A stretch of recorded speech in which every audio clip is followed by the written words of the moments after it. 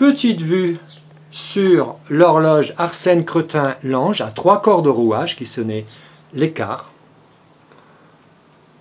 Située juste au-dessus des cloches. Un bien bel ensemble.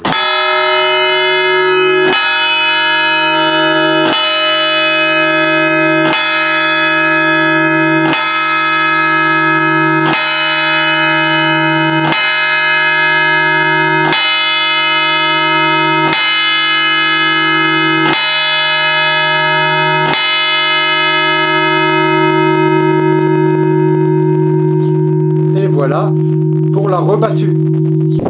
Au sommet de la tour, je faisais allusion à la cloche de 1558 et d'autres cloches qui ont survécu à la Révolution. Celle-ci, qui était à la côte d'Arbreau, a été rendue pour le bicentenaire de la Révolution française. Et donc, elle a été en fait récupérée, car elle n'a pas été cassée, elle a été récupérée par une autre paroisse au Concordat, où en fait, les cloches, comme elles étaient non cassées et déposées, en fait, les paroisses venaient, ils regardaient, bah tiens, celle-ci en taille, elle me plaît bien, on en a besoin. Ils n'étaient pas très regardants sur les inscriptions, bah tiens, Villard, non, pas du tout, on prend. Et du coup, ben, elle a servi 200 ans ailleurs avant de revenir ici.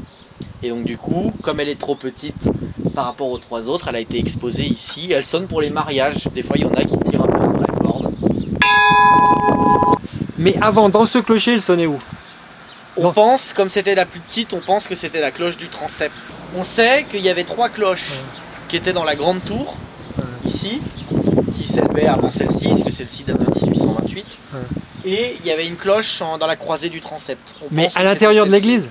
Au-dessus de la voûte. Voilà, parce qu'elle pourrait être à l'intérieur et servir de cloche d'élévation. Non, elle était dans la toiture, vraiment. Peut-être il y avait un sorte de mini clocheton. On a très peu d'informations. On sait juste qu'elle n'était pas dans le clocher, et c'est certainement celle-ci vu sa taille. Rappelle-nous sa date alors? 1687. 1687. Voici l'église de Villars. Alors, ce qui est étonnant, mais malheureusement nous sommes en contre-jour, mais ici on a le cadran d'horloge, Arsène Cretin Lange, puisqu'on a vu l'horloge tout à l'heure, mais qui est, alors ça c'est la première fois qu'on voit ça, il est vitré, le cadran est sous verre, pour des raisons certainement de protection et puis par rapport au vent. L'église de Villars, on a entendu les quarts d'heure et l'heure, ça sonne jour et nuit en fait. C'est-à-dire qu'il n'y a pas de coupure horaire, il n'y a pas d'arrêt des quarts, ça sonne vraiment. À minuit, on a les 4 quarts plus les 12 coups. À minuit 2, à nouveau les 12 coups, sans aucun problème, on va dire.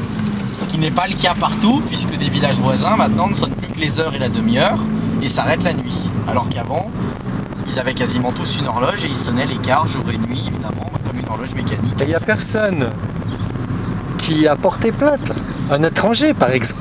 On touche du bois. On touche du bois. Et il y a aussi à Verpoche, au fond de la vallée, qui sonne jour et nuit tous les quarts d'heure. Et là, eux, ils ont la plus grosse cloche de la vallée, elle pèse un peu plus de 2 tonnes.